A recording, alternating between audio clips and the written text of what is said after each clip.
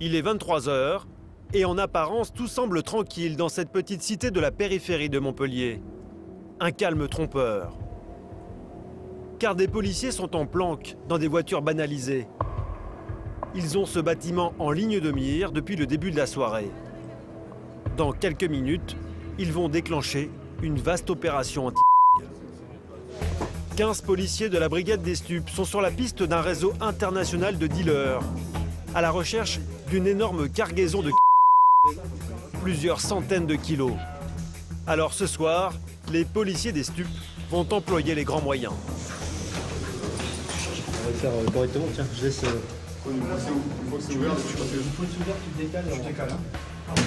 C'est tout l'immeuble qu'il s'apprête à fouiller de fond en comble. 35 appartements qu'il va falloir perquisitionner un à un. Chien renifleur de serrurier.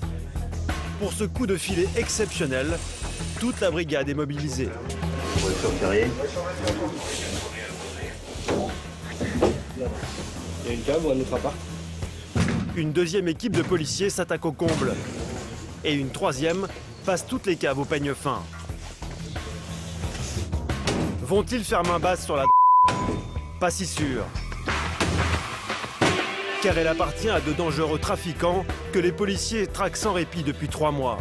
Une enquête à rebondissement que nous avons suivie jour après jour, au cœur de la brigade des stupes.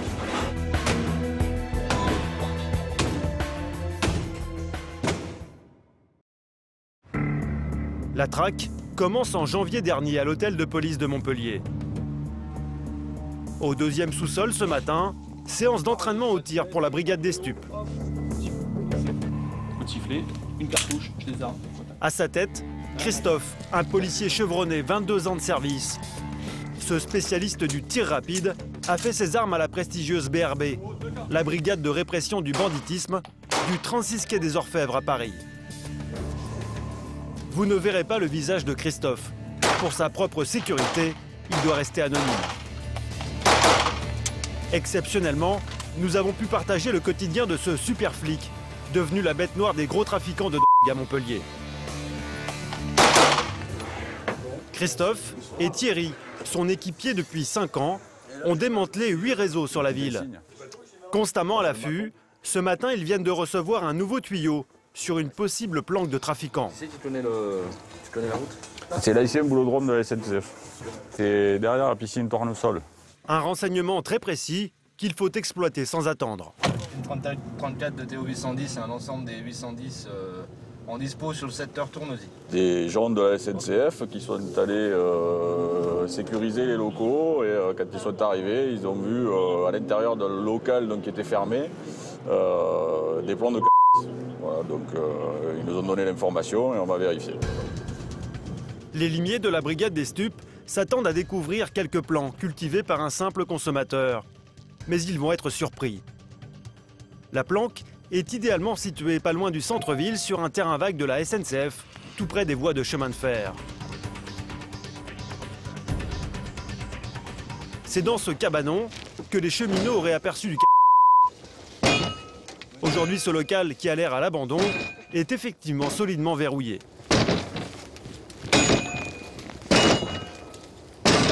Le pied de biche, si vous voulez, la voiture. Les policiers devront s'y reprendre à plusieurs reprises.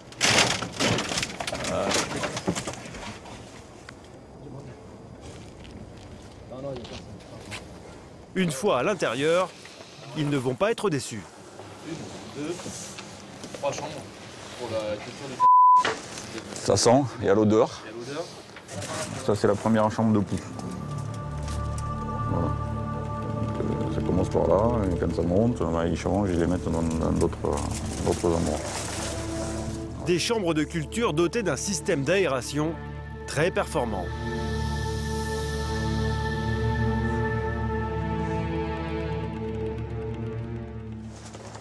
Je pense que là, il y a un peu plus de 100 plans. Ouais, il y a à peu près une centaine de plans. Voilà, donc ça peut rapporter beaucoup d'argent. Les plants avec le système avec pompe, etc. pour l'irrigation directe des plants. Ensuite, il y a besoin de chaleur et de lumière, donc ça tourne en permanence. Ce sont des lampes super puissantes. Hein. Donc du coup, il faut quand même un système électrique assez sophistiqué, bien monté pour pas que ça prenne le feu, etc. Et ensuite, il y a ça, il y a les aérations avec des filtres. En fait, ça repart sur les côtés. Hein, on voit les 3 chambres sont reliées. Ça renvoie sauf qu'il filtre avant pour pas qu'il y ait l'odeur de qui s'étale de partout tout autour pour rester discret. Quoi. Non, c'est bien monté, c'est bien fait. Hein. Des comme ça, on en fait, mais c'est quand même assez rare. Le réseau qui cultive ce semble bien organisé. Pour preuve, au départ, ce local n'avait pas d'électricité. Je ne sais pas où ils prennent l'électricité, mais ils y vont. Il est là, voilà, il passe ici. Tu prends des photos On prend des photos pour après les voir dans la procédure. Si on nous demande, on nous dit mais pourquoi vous êtes allé jusque là-bas, parce qu'en fait on a suivi juste simplement le fil. À l'image d'un jeu de piste en forêt, Thierry se met à suivre le câble électrique. Après une vingtaine de mètres, apparaît une autre maison qui semble inhabitée. La brigade des stupes va y faire une drôle de découverte. Bonjour, police, s'il vous plaît, vous venez nous ouvrir. Ouvrez la grille. La police. Ok. Allez, tout de suite. Là. Oh. Pose ça, tu Viens. Tu ouvres, donne les clés. Pour faire croire que la maison est inoccupée, ses occupants s'étaient enfermés de l'extérieur. Ils ont tout fait pour ne pas attirer l'attention. Au total, les policiers vont déloger 3 individus originaires des pays de l'Est. Prends-le. Les policiers sont à la recherche de tout indice qui confirmerait l'existence d'un réseau.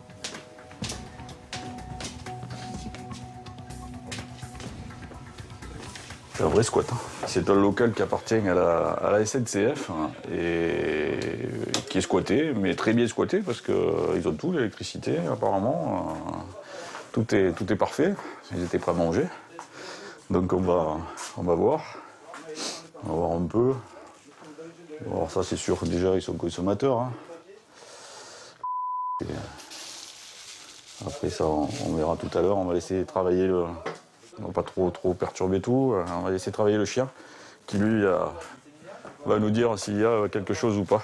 Alors, t'as des papiers ou pas? Moi, Oui. non. Il y a combien de temps que t'es là? Je suis en France. Ouais. Depuis 9 ans. 9 ans. Et ta petite maison là-bas, il y a combien de temps que tu l'as montée? Je sais pas, moi, il a 6-7 mois. 6-7 mois? T'as du matériel? T'as investi combien en argent maintenant? Regarde, c'est tout ça. De la récup. Ouais, franchement, les lampes, les trucs, c'est pas de la récup. C'est au tour de Foul, la star de la brigade, d'entrer en action. Un chien renifleur capable de débusquer. S'il y a un stock de planqué dans la maison, il ne devrait pas lui échapper.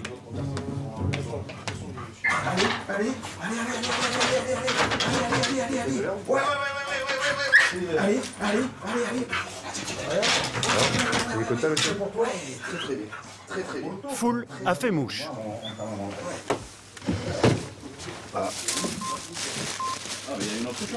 Donc là, ça vous appelle plus de l'herbe. C'est pour ça que le chien s'est excité comme un fou parce que l'odeur elle est quand même assez forte là et bien caractéristique. Voilà. Une première prise, et à quelques mètres de là, Foul récidive.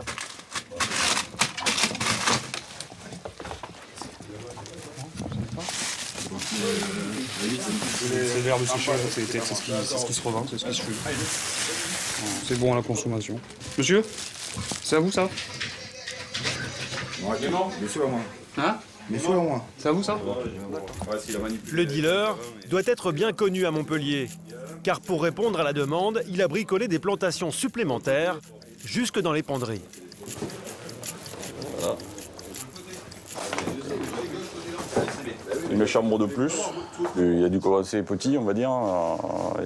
Il a dû revendre un peu, il a fait un peu d'argent, et avec l'argent, petit à petit, il a monté ses plantations un peu partout. C'est une belle affaire. Hein, Je peux te faire tomber en trafic de stupéfiants là? Non. Si? Ah, c'est moi qui te le dis. Ah, vous pouvez accuser, mais Ah, ouais. qu'est-ce qu'il dit le juge? Ça veut dire, oui, voilà, ça veut dire que 4 jours de garde à vue. Je passe plusieurs fois en prison, c'est la fin. Comment? Je passe plusieurs prison, c'est la fin. Où ça? Dans lequel de prison t'es allé? Oui, non. Toujours ici, dans le secteur, là? Villeneuve, Aix-en-Provence, Ouais. Nîmes, Mende, Villefort, Paris. Et t'es tombé pourquoi? Pour voir. Vol? Les policiers sont bel et bien tombés sur un gros poisson. Là. Tiens, petit pochon d'herbe dans son besoin. Pendant que la petite bande est interrogée dans la pièce d'à côté, les enquêteurs vont casser le matériel de culture, comme la loi l'exige. Là, je vais détruire le matériel qui permet de produire l'herbe. Donc, je vais casser les ampoules.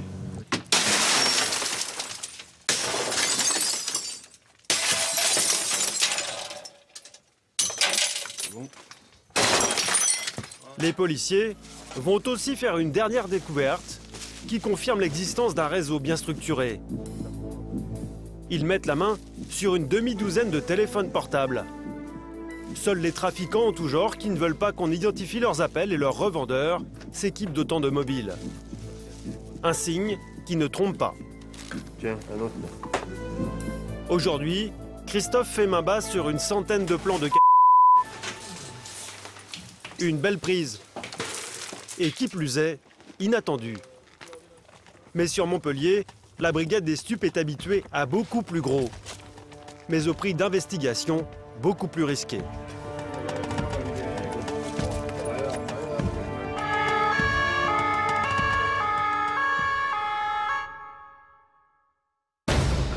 La région connaît en effet une recrudescence du trafic de drogue. Alors les policiers doivent travailler sur deux fronts.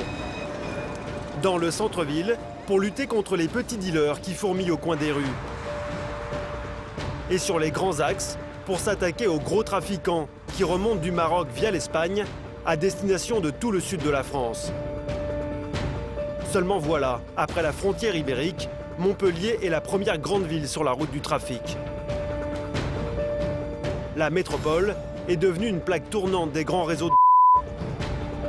Et il y en a un sur lequel la brigade travaille depuis des semaines, une filière internationale de...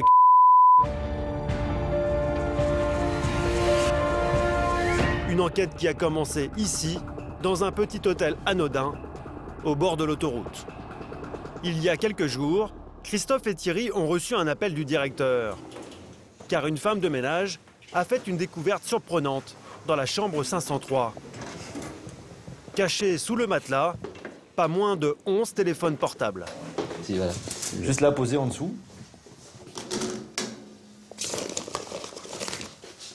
Voilà. Donc quand la femme de ménage est arrivée, elle a eu la surprise de les trouver. Voilà, au-dessus. D'accord. C'est quoi la première réaction quand on tombe là-dessus? C'est pas normal. C'est clair qu'il y a un truc qui est pas logique. On regarde, les téléphones a priori servent, donc sont en fonction. Pour les policiers, certainement un trafiquant est plutôt du genre gros bonnet. Dans les stupes, plus on a de portables, plus on a de contacts à dissimuler. Et plus le réseau est important. Alors, ils veulent tout de suite savoir à qui ils ont affaire. Et on va aller voir que c'est des caméras. On va aller voir si on peut avoir un peu d'images. Les véhicules, la tête des gens, regarder, connaître un peu au niveau de la réception, s'ils l'ont déjà vu, si c'est la première fois. Photos, films, tout ce qui va pouvoir nous intéresser dans l'enquête. Les investigations commencent. Christophe et Thierry vont se concentrer sur les 11 mystérieux portables. Il faut les faire parler, c'est-à-dire décrypter les données stockées dans leur mémoire. Voilà. Les boîtiers. On a 3 modèles pour les 11 téléphones qui sont tous sensiblement identiques. On va les mettre en route. Et après, on va analyser le contenu du boîtier et le contenu de la puce. Les portables sont souvent à l'origine de très belles affaires de stupes. Voilà pourquoi la brigade de Christophe dispose d'un outil précieux. Une mallette bourrée d'électronique. À l'intérieur, des dizaines de branchements. Et surtout un logiciel digne de James Bond. Il permet de décrypter tous les appels reçus et passés. C'est du matériel haut de gamme, hein.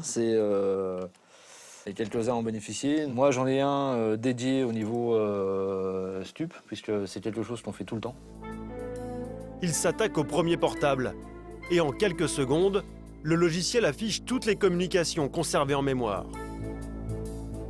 On a un journal d'appel du téléphone.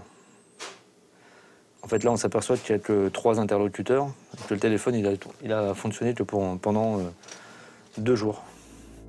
2 jours qui permettent déjà de recenser à gauche les numéros, à droite, la date et les heures des communications. Ou plus intéressant encore, au centre, les SMS échangés entre les utilisateurs. On a quelques SMS qui restent. Ce boîtier-là reçoit des appels d'un numéro espagnol. Et le SMS, voilà. Envoie-moi le numéro de X, au cas où. Ensuite, c'est OK, j'ai ralenti. Après, c'est OK, c'est bon. Après, OK.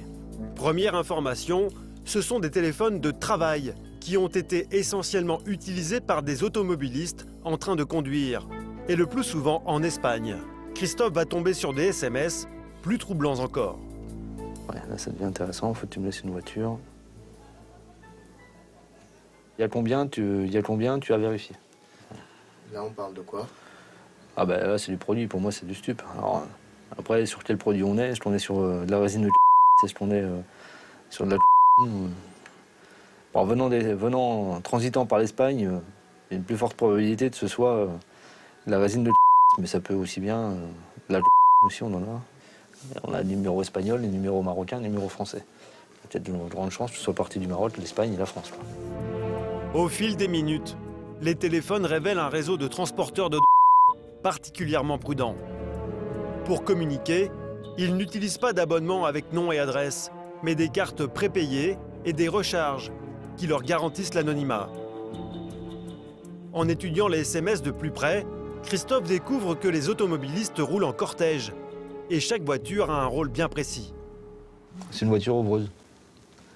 Il y a de fortes probabilités que les téléphones en fait, aient très peu d'interlocuteurs les uns avec les autres, 1 ou 2 au maximum. Et celui-ci était utilisé par quelqu'un qui était sur la voiture ouvreuse. C'est un go-fast. Le go-fast, c'est une façon de transporter la drogue qui a explosé ces dernières années. Un convoi de 3 véhicules conduit à très grande vitesse sur autoroute. Le premier sert d'éclaireur pour repérer tout contrôle de police, c'est la voiture ouvreuse. Celui du milieu transporte la cargaison et un 3e ferme la marche pour protéger les arrières du convoi. La voiture qui transporte la cargaison est généralement chargée à bloc. Ces convois partent du Maroc, un des plus gros producteurs de Les go-fast remontent ensuite à toute vitesse l'Espagne par les autoroutes et font étape à Montpellier, premier centre de livraison pour les grossistes de la région. Grâce au portable, Thierry et Christophe viennent de lever un très gros lièvre et ils vont dénicher une autre information qui va les mener encore plus loin. Les policiers ont de la chance, l'hôtel où ils ont trouvé les portables est sous vidéosurveillance. Ils pourraient donc identifier le propriétaire des 11 téléphones. Une caméra filme la réception, là où les clients prennent possession de la carte magnétique qui ouvre leur chambre. Une carte qui enregistre l'heure d'arrivée. Les policiers savent que le client de la chambre 503 a été enregistré à 17h02. Ils scrutent la vidéo dans ce laps de temps et voici le suspect numéro 1. Là, on a notre star, notre objectif. C'est la première fois qu'on arrive à mettre un visage. C'est sérieux, parce que là, il passe bien, il passe comme un bon touriste, la petite pochette, le sac à la main, le journal, propre sur lui. Bon, il attire pas forcément l'attention, quoi. Puis ils vont se concentrer sur une autre vidéo, celle du parking, pour repérer sa voiture qui a dû arriver quelques minutes auparavant. Ils recherchent une grosse cylindrée, immatriculée à l'étranger, comme c'est souvent le cas pour les go-fast. On va regarder ça. Et bingo! C'est l'arrivée d'une Mercedes classe R. Ça, c'est un véhicule R63 AMG, c'est hyper puissant. C'est suffisamment gros pour pouvoir mettre beaucoup de quantité de produits à l'intérieur. Vite surteinté à l'arrière, pour pas voir les ballots, etc. qui sont cachés. Donc ça, pour faire un go-fast, par exemple, c'est parfait. Pour le transport, c'est impeccable. On va regarder. Mais les enquêteurs ne vont pas s'arrêter là. S'ils ont bien affaire à un go-fast, ils devraient voir arriver 1 ou 2 autres véhicules d'accompagnement. Alors, en visionnant les vidéos suivantes, ils voient débarquer sur le parking encore une voiture qui a le profil. Audi A3, En S, là, en S, S3, je crois. Ouais. S3, c'est une S. C'est une voiture puissante, ça. Vu le gabarit de la voiture, ils ne mettent pas énormément de quantité à l'intérieur. Donc, dans le scénario, pour nous, celle-là, elle sert plutôt d'ouvreuse. C'est là où c'est intéressant pour nous. Parce qu'on arrive à cibler une deuxième voiture. Il en manque une, la voiture de sécurité, celle qui assure les arrières du cortège. Les policiers repèrent quelques minutes plus tard cette berline noire, elle aussi en plaque étrangère. Le convoi est au complet. Dans le hall, l'horaire d'arrivée correspond à ces individus descendus des derniers véhicules. Bon, ils étaient deux dans le véhicule qu'on les voit arriver tout à l'heure. Bon, pareil, hein, bons touristes, mais sérieux, propres. Voilà. Ils mettent rien en évidence, hein, ils sont... c'est intelligent, en fait, voilà. On voit rien sur l'extérieur. C'est pas des signes extérieurs de richesse. D'après les enquêteurs, ces faux touristes ne devaient pas transporter de... Sinon, ils n'auraient pas pris le risque de laisser toute la nuit leur voiture sur le parking. Il pourrait donc s'agir des préparatifs d'un convoi qui part s'approvisionner. Et les soupçons des policiers vont se confirmer. Grâce à la vidéo, ils ont les visages des suspects. Et grâce à la réception, ils ont leur nom. Mais surprise, en recherchant dans le fichier des passeports, aucune trace. Ils ont donné des fausses identités. Des téléphones portables en pagaille. Des voyageurs qui camouflent leur nom. Des voitures de grosses cylindrées. Plus de doute, un go-fast est bien parti chercher une grosse quantité de stupéfiants en Espagne ou au Maroc. Reste à savoir quand il va remonter à Montpellier. Et c'est là que les problèmes vont commencer pour les policiers. Car il n'y a pas plus dangereux à suivre et à intercepter qu'un convoi de go-fast. Christophe sait de quoi il parle. Il en a déjà 8 à son actif, rien que sur Montpellier. La suite de l'enquête ne va pas être de tout repos. Il suffit de suivre le policier à la fourrière de la ville pour s'en rendre compte. C'est là que sont stockées la plupart des voitures saisies par la brigade des stupes. Des véhicules de dur à cuire.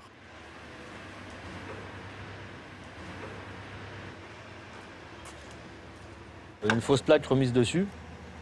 Et la vraie plaque, en fait, ils n'ont pas eu le temps de l'enlever. Alors d'habitude, ils enlèvent celle d'en dessous quand même. Hein. Ils ont simplement rifté, percé, re-rifté dessus. Ce qui veut dire qu'elles ne sont pas movibles. Nous, c'est aussi un moyen de voir. Parce que s'ils mettent les plaques d'immatriculation qui tiennent avec des vis, ça veut dire qu'il y a quelque chose qui ne va pas. Là, ce sont des vrais rivets. Avec ces fausses plaques, impossible de remonter jusqu'au propriétaire. Et en cas de photo prise par un radar, ils ne risquent rien. Pour dissimuler la drogue, les trafiquants sont très inventifs. Christophe a failli ne jamais trouver la cache de cette berline. Celle-là, elle était aménagée.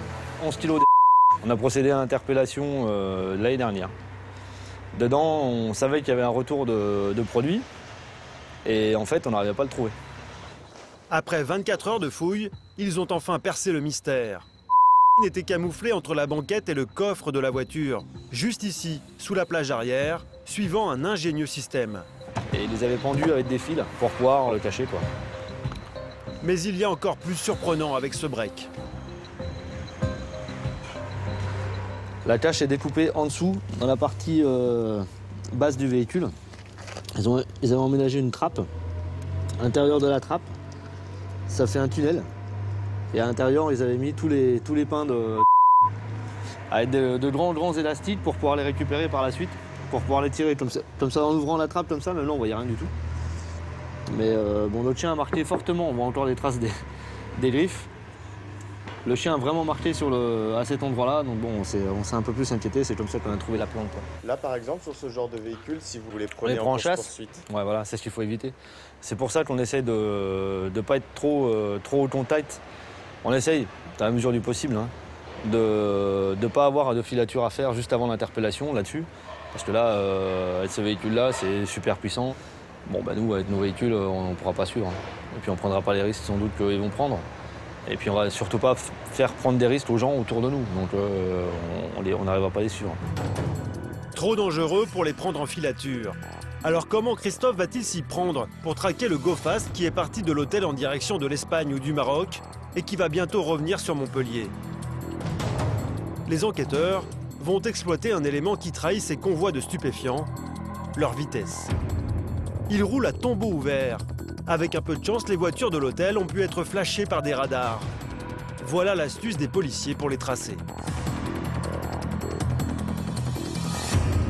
Thierry a donc communiqué les immatriculations des véhicules suspectés au centre, qui reçoit toutes les photos des voitures flashées ces derniers jours. Et 48 heures plus tard, une des 3 voitures a été repérée. Elle a bien été radarisée à un endroit stratégique, la frontière espagnole qu'elle a franchie à une vitesse folle. Il s'agit de la berline noire du parking de l'hôtel. C'est l'Audi qui roulait à 232 km/h. Donc là, il faut savoir qu'un go-fast, ça ne s'arrête jamais. Ça percute, ça passe, ou ça passe pas, mais ça tente toujours, ça force toujours le passage. Seul problème, si les radars permettent de retracer les itinéraires des go-fast, les policiers ont toujours un temps de retard sur eux. Toute la question est de savoir maintenant quand le convoi est parti de l'hôtel pour l'Espagne et quand il va remonter à Montpellier avec la drogue. Au commissariat, Christophe est persuadé que les 11 portables de travail des trafiquants n'ont pas livré tous leurs secrets. Il va donc passer des jours à les décrypter. Et au bout d'une semaine, ce téléphone va livrer une information capitale. Parmi les milliers de numéros reçus et enregistrés dans sa mémoire, aucun n'est identifiable, sauf un. Un seul petit appel qui va faire basculer l'enquête. Car le correspondant a commis une erreur, il l'a appelé de son mobile personnel. On a aussi réussi à identifier un des détenteurs du téléphone. Quelques petites erreurs de téléphonie qui ont été faites. Donc, erreurs qu'on a réussi à trouver. Et ça nous a permis de remonter sur un des individus. Le mystérieux correspondant est en fait une femme. C'est elle qui a commis l'erreur de téléphoner depuis son mobile personnel identifiable. Voilà pourquoi Christophe a retrouvé son numéro sur un des 11 portables. Et cette femme n'est pas n'importe qui. Elle est mariée à un individu de 33 ans, déjà fiché par les services de police pour braquage à l'explosif. En découvrant sa photo, Christophe fait tout de suite le rapprochement avec le suspect en t-shirt blanc, filmé à l'hôtel. Il tient enfin le nom du suspect numéro 1 et il va pouvoir le placer sur écoute si le magistrat qui suit l'enquête lui donne l'autorisation. Ça. On aurait besoin de mettre une ligne sur écoute. On peut vous faxer le... Oh, c'est nickel. Gentil, merci. Au revoir. Christophe et Thierry vont pouvoir écouter l'homme au t-shirt blanc, mais mieux encore, suivre tous ses déplacements. Il n'y a plus qu'à attendre. Sur son ordinateur, il dispose d'un logiciel de géolocalisation. Quand le portable d'un trafiquant est allumé, il transmet aux antennes relais sa position en temps réel, comme un GPS. Les téléphones sur écoute sont alors identifiés par un petit logo jaune. Et subitement, le signal du portable de l'homme au t-shirt blanc réapparaît. Il vient d'être localisé dans une rue de Montpellier. Le trafiquant est donc de retour en ville. Si la remontée de la drogue, Christophe doit mettre la main dessus avant qu'elle ne soit disséminée aux revendeurs. Christophe de Thierry, rue André-René, en direction Paris. Ouais, suivi, hein, je suis en train de faire le tour là, pour essayer de passer devant. Au bout de la radio, c'est Thierry. Il est resté au commissariat pour guider Christophe. Devant son ordinateur, il suit la position du portable du trafiquant qui se déplace en voiture.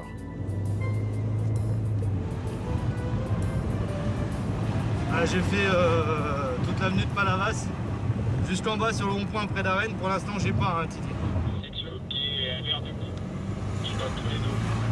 Ouais, ils sont dans mon dos alors, ils sont encore en haut. Ok, merci. L'intérêt, c'est d'avoir, essayer de faire des photos, essayer de voir un peu ce qu'ils font, quoi, où ils tournent, dans quel endroit ils rentrent. Objectif, retrouver la cargaison le plus vite possible et sans se faire repérer. Pour l'instant, ça sert à rien d'être trop dessus, puisqu'on n'est pas en phase d'interpelle, hein, on est juste en phase de surveillance. On reste en zone urbaine, donc c'est pas la peine de se faire voir, c'est pas le moment. Grâce aux indications de Thierry, Christophe retrouve enfin le véhicule.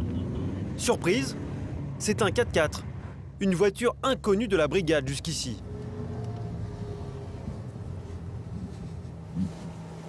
Ouais, de Christophe, hein. Je crois que j'ai la voiture, hein. Elle est posée dans le prolongement perpendiculaire Rabelais, en face de la rue Adolphe Mion. Pas de à 0 km/h, donc elle bouge pas. Il n'y a personne au volant pour l'instant, je suis au rétro là. Ce qui l'intrigue, c'est qu'elle ne correspond pas à une des 3 voitures repérées à l'hôtel. Les questions se bousculent dans sa tête. On l'avait sur les écoutes, on savait qu'il allait y avoir quelque chose, qu'il allait y avoir une remontée. Alors est-ce que là il est en train de préparer, est-ce qu'il reprend les contacts, est-ce qu'il prépare un autre véhicule? Est-ce qu'il est en train de restructurer son équipe? C'est possible aussi. Donc à voir, c'est l'intérêt de le suivre. Christophe de Thierry, toujours au même endroit? Ah ouais, ça bouge pas. Hein. Si la voiture repart, il le saura grâce à la géolocalisation du portable. Il décide donc de lever la surveillance. Et effectivement, le lendemain, le 4x4 n'est plus garé au même endroit. Le portable du trafiquant indique un immeuble résidentiel avec parking souterrain. Le chef des stupes décide de s'y rendre pour récupérer un maximum d'informations sur ce nouveau véhicule.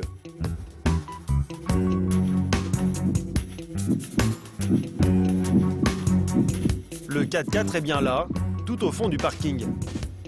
Christophe doit faire vite, car le trafiquant peut redescendre à tout moment. Comme il ne peut pas se fier aux plaques d'immatriculation, souvent fausses, il photographie le numéro de la vignette d'assurance. C'est l'unique chance pour lui de récupérer quelques indices sur le trafiquant.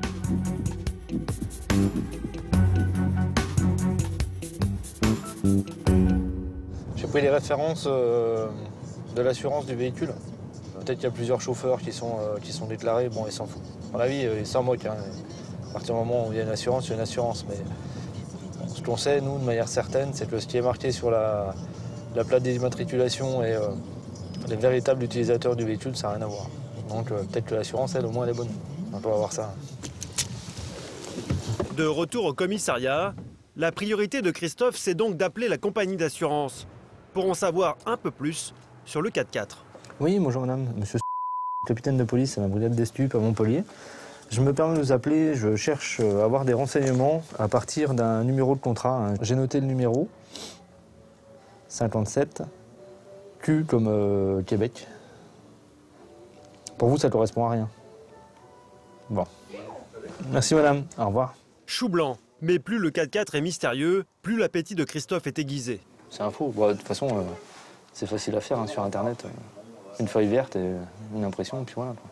Ça montre que le véhicule et ils essayent de le maquiller, entre guillemets, le plus possible. En tout cas, le rendre le plus inerte, neutre possible. Quoi. Mais en même temps, moins le véhicule est en règle, et plus je suis content. Parce que plus le véhicule a de fortes chances de faire partie d'un convoi. Quoi. À ce stade de l'enquête, Christophe a placé sous surveillance les 3 voitures repérées à l'hôtel, plus le gros 4x4 du suspect numéro 1.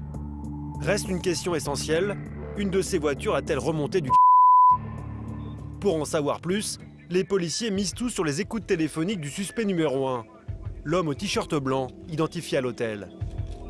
Ils veulent savoir s'il est en contact avec d'autres trafiquants de Montpellier, afin d'écouler un arrivage de stupéfiants. Les téléphones des dealers de la ville sont sous haute surveillance. Et 3 jours plus tard, c'est Thierry qui intercepte une information capitale lors d'une conversation téléphonique. Voilà ce qu'il a appris. D'après ce qu'on a sur les interceptions, on sait que le produit est en attente ici pour être dispatché très rapidement. Notamment un client qui a appelé hier là, et qui, après palabre au téléphone, voudrait prendre pratiquement toute la commande, tout ce qui était remonté. On serait sur une dizaine ou une quinzaine de sacs. Alors après, les sacs, on en a eu à 10 kg, on a eu des sacs à 30 kg, on ne sait pas exactement. Les policiers ont intercepté 2 informations clés. Une grosse cargaison de 300 kg de serait arrivée à Montpellier. Et pour tromper les enquêteurs, elle ne serait pas convoyée à bord des grosses cylindrées habituelles, mais dans une ou 2 Peugeot 307 comme celle-ci, beaucoup plus discrètes. Le problème pour Christophe, c'est donc de localiser ces véhicules. Il faut qu'on arrive à trouver les voitures, il faut qu'on arrive à trouver les points et essayer de cibler les endroits où le produit peut être... parce que le produit est en attente là. Donc on va faire tous les points qu'on connaît sur le dossier et on va tous se dispatcher, essayer de lever soit une voiture, soit un individu, soit... on va voir. Pour trouver la drogue, il réquisitionne toute la brigade. 15 policiers vont ratisser la ville. Christophe décide aussi de placer sous surveillance tous les quartiers connus pour écouler du c***. Il y en a 5. C'est peut-être dans l'un d'entre eux que la livraison va se dérouler. Sur celle-ci, rue Bringuier, ok, et sur celle-ci au Petit Bar. D'accord. Pour ça en moto, c'est passable. Ouais. C'est juste voir si tu lèves la caisse. Hein. D'accord. Lolo, Alex, est-ce que vous pouvez faire les vérifs? C'est juste un passage, hein, rue Uppsala et rue de l'Aide. Et moi, je monte à Saint-Georges. Et surtout, Christophe va faire appel à ses indicateurs. Il en a dans toutes les cités sensibles, comme celle où il se rend cet après-midi. Ouais, c'est vraiment un petit village à la sortie de Montpellier. Donc en fait là, c'est parfait pour venir se planquer, c'est vraiment nickel. Une résidence tranquille et à l'écart de la ville. D'après ses enquêtes passées, Christophe sait que des trafiquants louent régulièrement ici un petit appartement. Serait-il intéressé par la cargaison de c***? Le policier va inspecter l'immense parking pour voir s'il ne repère pas la Peugeot 307 qu'il recherche.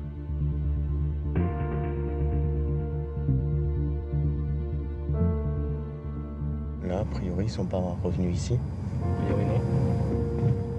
Aucune trace du véhicule. Alors il décide d'aller interroger discrètement son informateur, un occupant de l'immeuble qui renseigne les policiers sur la présence des dealers. Pour le protéger, Christophe ne veut pas qu'on l'accompagne. Bonjour, comment allez-vous? Bien. C'est moi. J'ai une nouvelle, voir s'ils sont revenus. Ils sont plus dans l'appart. Depuis quand ils ont... Alors, depuis une semaine, une grosse semaine. Ils sont venus chercher leurs affaires, d'accord. Et ils sont partis, rapido. Mauvaise pioche pour Christophe.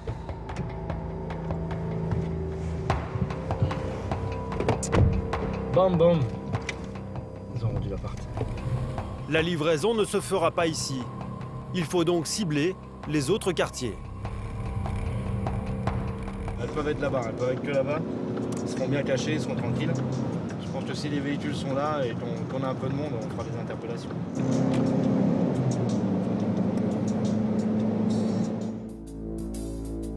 En début de soirée, tous les policiers de la brigade sont en planque, dans 3 cités comme celle-ci. Seulement voilà, si la brigade des stupes a ciblé des points de livraison, elle n'a aucune indication sur la date. L'attente peut être très longue.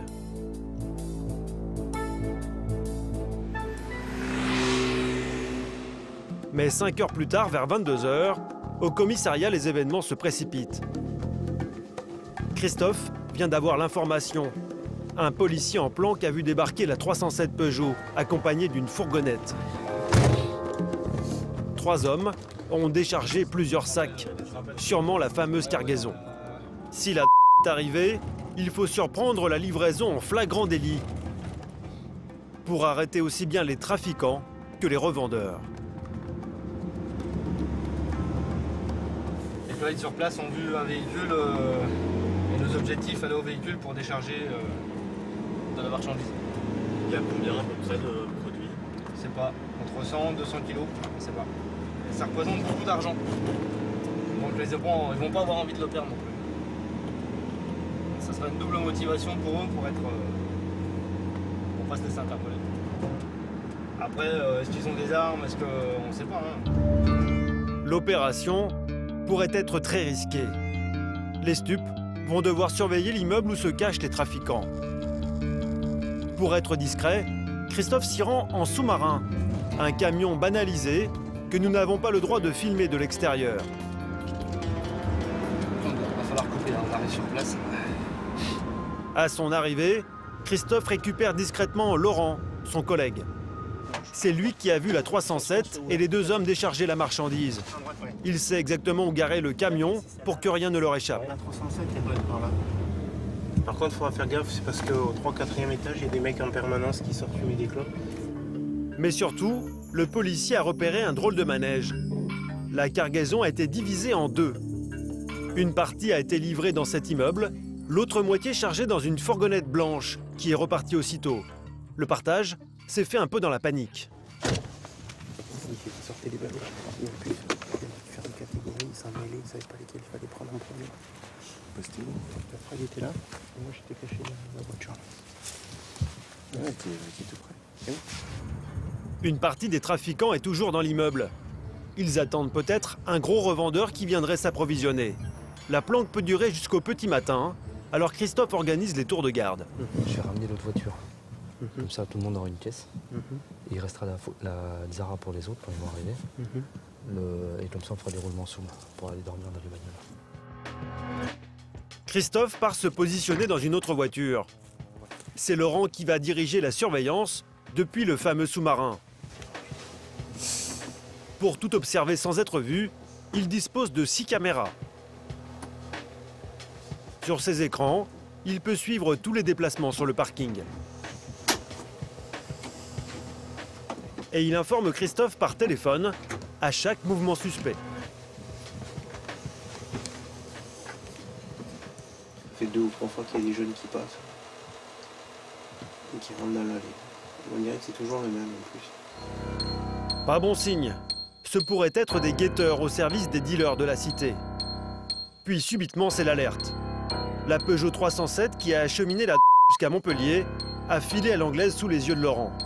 Il y a une 307 qui est partie, mais je ne sais pas si c'est la nôtre ou pas. C'est bien lui qui est parti, c'est ce qui me semblait. Mais il est passé tellement vite que j'ai pas vu la plaque. Je sais pas ce qu'ils font les autres, mais c'est pas bon. C'est une 307 qui est passée. Pour tenter de comprendre ce qui vient d'arriver, il appelle le commissariat. Les écoutes téléphoniques suivies en direct vont apporter aux policiers une très mauvaise nouvelle. Les dealers ont repéré des voitures banalisées en planque. D'accord, moi je vais les faire partir. Et nous dans la cuve, ils nous ont pas levés. Laurent, dans son sous-marin, n'a pas été démasqué. Il prévient immédiatement Christophe. Vous, en sortant, il y a la 307 qui est sortie, et ils ont eu un coup de chaud, en partant. La 307 a donc quitté la cité parce que des guetteurs ont repéré le dispositif. La est-elle toujours dans l'immeuble? Il faut passer à l'action. Les policiers signalent la 307 grise et la camionnette blanche à toutes les patrouilles. Premier rebondissement, le conducteur de la 307 est arrêté. Un personnage important, c'est lui qui aurait convoyé la depuis l'Espagne. Il est ramené à la cité, où il est locataire d'un appartement. Pendant ce temps-là, Christophe est arrivé avec des renforts. Il veut immédiatement perquisitionner le logement du suspect. De grandes chances qu'une partie de la drogue s'y trouve, mais le conducteur refuse de donner les clés. Il va falloir passer en force. On laisse passer le chien. Avec Foul, qui est toujours de la partie.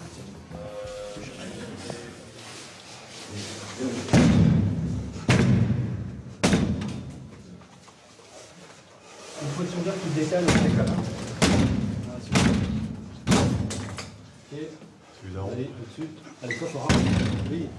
Il n'est pas fermé. Pas fermé, pas fermé. Assieds. Bravo.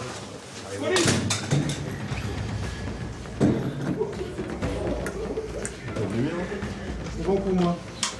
Personne dans l'appartement. Les policiers font monter le chauffeur de la voiture, mais il n'est toujours pas très coopératif. Christophe est persuadé qu'une partie de la drogue est cachée ici. Alors Foul, le chien renifleur, se donne à fond. Mais ni le chien ni les policiers ne trouvent la moindre trace suspecte. Et l'homme interpellé, toujours muet, ne semble pas disposé à les aider.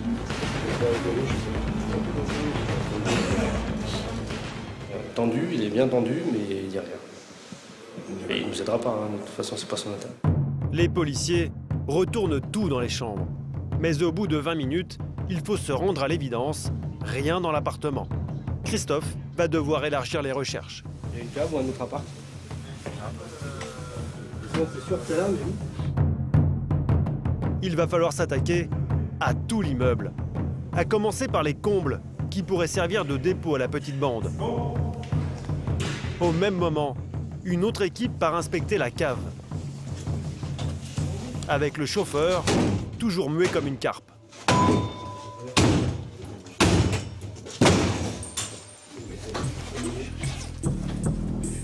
Toujours pas de Christophe en perd son latin.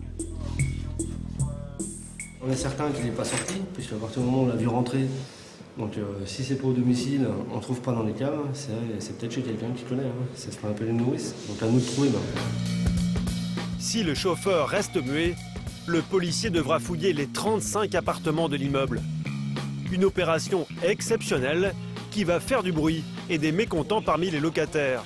Surtout s'il faut défoncer les portes. Pour que tout se fasse dans les règles, Christophe a besoin de l'autorisation du juge qui suit l'enquête. À cette heure tardive, le document est impossible à récupérer. L'opération de la dernière chance est donc remise à demain matin. L'immeuble va rester toute la nuit sous la surveillance d'une équipe de policiers.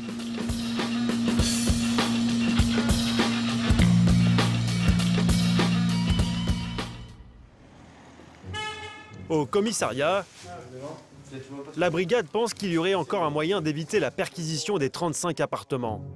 Faire parler le chauffeur de la 307. C'est Laurent, le policier qui a planqué toute la nuit dans le sous-marin, qui est chargé de cette mission. Laurent espère débusquer des indices dans sa voiture. Et première trouvaille, des photos, dont celle-ci, montrant un jeune homme en train d'utiliser une mitraillette. Peut-être un membre de la bande. Je n'ai pas dit que c'était toi, je te demande qui c'est. Tu comprends? Je formule une question. Qui c'est? Je sais pas. Voilà. Mais Laurent va faire une découverte bien plus intéressante. Voilà. L'objet est à peine caché sous le fauteuil. Ça, qu'est-ce que c'est ça? Une radio. C'est une radio. D'accord. Je pense pas que ce soit une radio. C'est à toi ça? Ouais. Ça c'est à toi? Ouais. D'accord. Je le garde.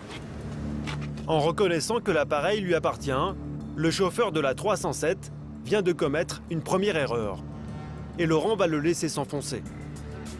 Allez, arrêtons le cinéma. C'est une radio, c'est une radio, ça. Ça, c'est une radio, d'accord. Comment on écoute la radio là-dessus? Je sais pas, c'est pour mieux capter la radio, ça. Non, c'est pas pour mieux capter la radio. Tu viens de me dire que c'est une radio. Ouais, c'est comme une radio. Donc, voilà, j'ai envie d'écouter la musique. Comment je fais là-dessus? Ben, vous allumez la radio, ça va. Et si j'allume la radio, ça va faire quoi? Puisque la radio, elle passe directement par là. Ça, c'est pas une radio. Tu sais très bien ce que c'est. Je sais pas. Donc ça, je suis pas un technicien, mais je vais voir avec mes collègues, qui s'occupent de ça, mais je pense que c'est un brouilleur d'ondes. Que ce soit pour les téléphones portables ou autre chose, c'est pour brouiller les ondes qu'on puisse pas les repérer ou les enregistrer ou quoi que ce soit. Un brouilleur d'ondes pour bloquer la géolocalisation des téléphones portables. Un équipement high-tech prisé de tous les chauffeurs de GoFast. Mais le suspect ne craque toujours pas. Alors Laurent cherche d'autres indices, des stupéfiants cachés ou des documents compromettants. C'est alors qu'il tombe sur le contrat d'assurance de la voiture au nom d'un baron marocain de la drogue bien connu de la brigade des stupes. Le contrat d'assurance est au nom de l'objectif qui est au Maroc et qui dirige le trafic. Alors qu'il dit qu'il ne le connaît pas, bon ben c'est bête, il était dans son véhicule, c'est établi noir sur blanc. Des indices accablants, mais Laurent n'obtiendra rien du conducteur sur l'endroit où est cachée la drogue. Il semble trop craindre les représailles.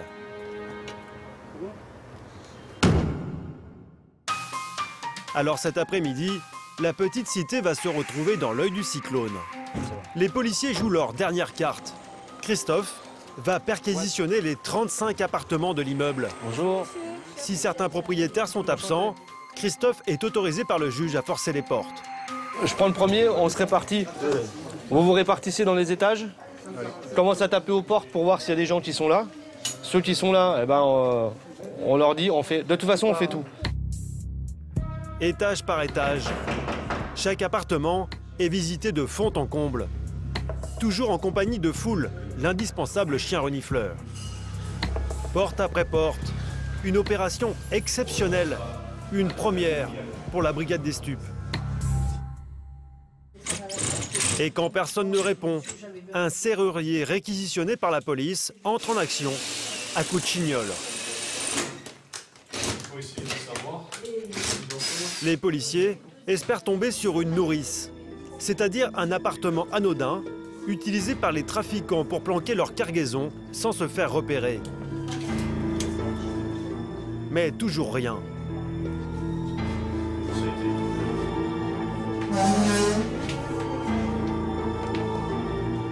Le serrurier va forcer une dizaine de portes. Les locataires auront une drôle de surprise à leur retour. Mais comme le veut la loi, ils seront intégralement remboursés par le ministère de la Justice. Il n'y a personne. Hein. Et comme en fait il n'y a pas grand monde, c'est monsieur. Mais bon, il y a son fils, mais il n'y a jamais personne. Après des heures de fouille, une dernière porte à ouvrir. Et il y a un petit problème. Ça, c'est blindé compliqué, il n'y a pas de monde. La chignole ne sert plus à grand-chose. Impossible d'entrer sans défoncer la porte. L'opération peut prendre des heures. Alors pour éviter d'en arriver là, Christophe appelle le propriétaire. Est-ce que vous disposez des clés par exemple? Alors, je vous explique, on est en train de faire les perquisitions dans tout le bâtiment. Donc il faut qu'on rentre dans l'appartement de votre fils. Hein. Donc je vous appelle parce que ça serait plus simple que si on avait les clés, si on pouvait avoir les clés pour rentrer. Faute de quoi, on a un serrurier avec nous, on va faire casser la porte. Sauf que comme elle est blindée, si vous voulez, ça va apporter beaucoup de dégâts. Donc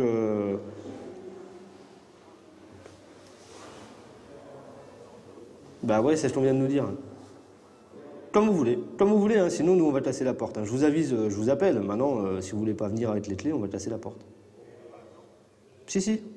Ah ben on verra bien, hein. On est dans le cadre d'une affaire judiciaire, donc il y a un moment ou un autre, la justice paiera, mais elle paiera quand elle voudra bien, quoi. Donc c'est pour ça qu'on essaie de faire au mieux avec les gens. Là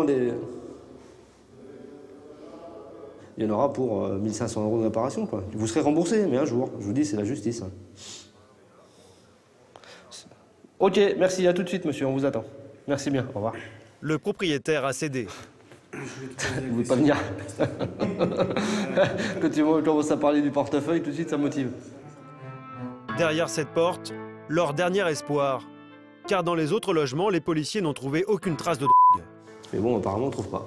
Alors là, ils sont très forts. Parce que nous on reste persuadés qu'il y a quelque chose ici, quoi.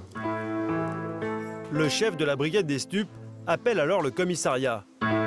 Il espère encore que Laurent aura obtenu des aveux du chauffeur de la 307. Est-ce que vous avez pu rediscuter 2 minutes avec l'autre là? Il est toujours pareil ou il dit tout Hein? Avec Non, mais je sais bien, c'est juste pour savoir, parce qu'on va voir fini nous sur place là, c'est juste s'il a quelque chose à nous dire sur l'appart. Ils ont regardé dans la 307, il y a un brouilleur de en dessous du siège alors.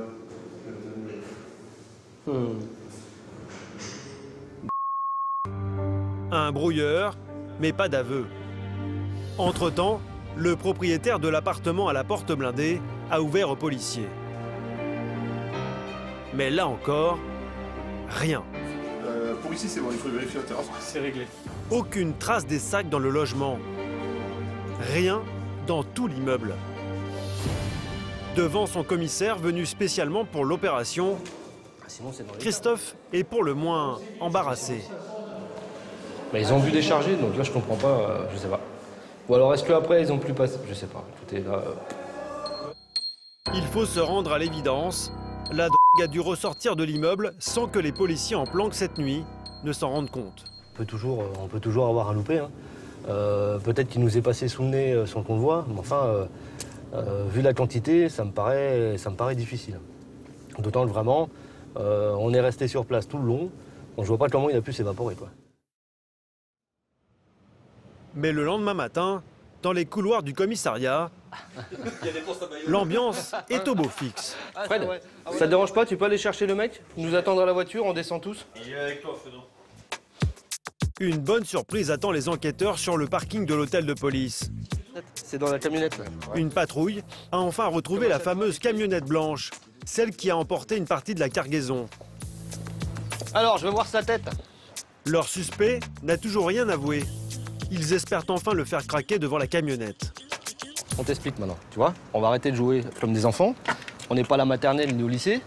On t'explique, tu me regardes quand je te parle. Quand on est correct, on regarde les gens. Je t'explique. Il y a des fonctionnaires de police, tu me regardes. Mais je regarde. Non, toi tu tournes la tête, tu me regardes pas. Il y a des fonctionnaires de police qui étaient à ton cul quand tu as déchargé de là-dedans. Tu peux me dire oui, tu peux me dire non. Nous, on le sait, on était là. Si tu veux mentir, mens. Il n'y a pas de problème. Maintenant, on va regarder ce qu'il y a dedans. Tu veux fermer ta gueule, faire le beau. Si on trouve du produit, tu me regardes. C'est toi qui passes pour la tête de ponce. Et on va t'envoyer en détention à Bordeaux. T'as bien compris, ta famille ici, fini. À Bordeaux. Réfléchis bien. Réfléchis bien. Soit t'es correct, soit tu joues au malin. Tu joues au malin, tu vas perdre. Le produit qu'il y a là, c'est pour ta gueule. Tu peux dire non. D'accord, c'est pas à toi, on sait bien. Maintenant, la seule chose, moi je vais l'écrire, c'est toi. T'as bien compris? Puisque tu mens depuis hier, nous on t'a vu sortir du camion, le produit ça sera à toi. C'est pas grave. Tu peux me dire ce que tu veux. Comme tu mens puisque t'étais pas dans le véhicule. Écoute-moi, tu mens parce que... Si, ça lui. Tu mens puisque t'étais pas dans le véhicule, tu nous l'as dit, nous on t'a vu en descendre. Tu mens parce que tu dis t'as pas sorti de sac, nous on t'a vu le faire. Alors t'as beau me dire que ça c'est pas à toi, je te dis moi tu mens. Le chauffeur semble déstabilisé. Alors Christophe espère lui donner le coup de grâce en déchargeant la drogue. A priori là, pour l'instant, tu pourras faire passer le chien dedans au cas où, s'il y a d'autres produits, et après on fera l'habitacle aussi.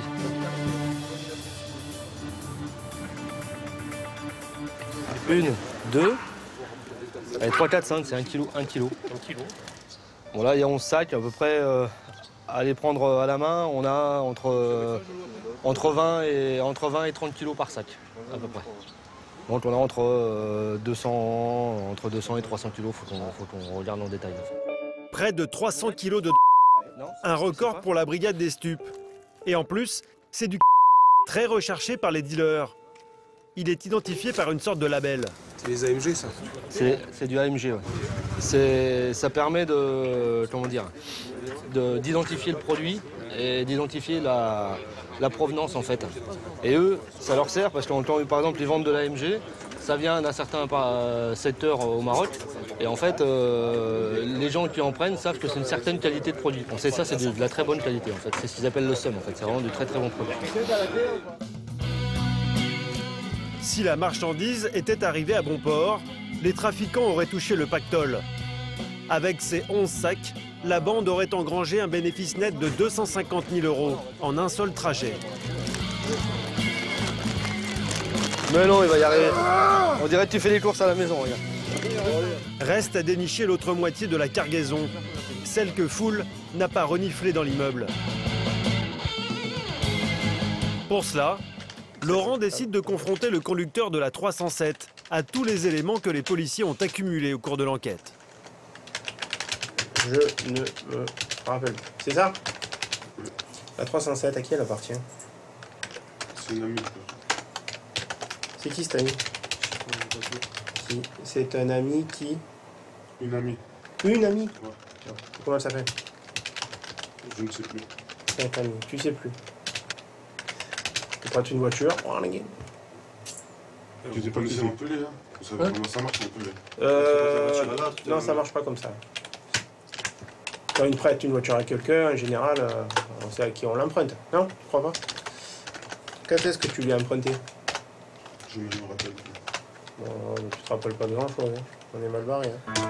Il nie en bloc, même si les policiers ont retrouvé sur lui la clé de contact de la 307, mais aussi de la fameuse fourgonnette chargée de... Je t'explique. Tu as une clé dans ta poche.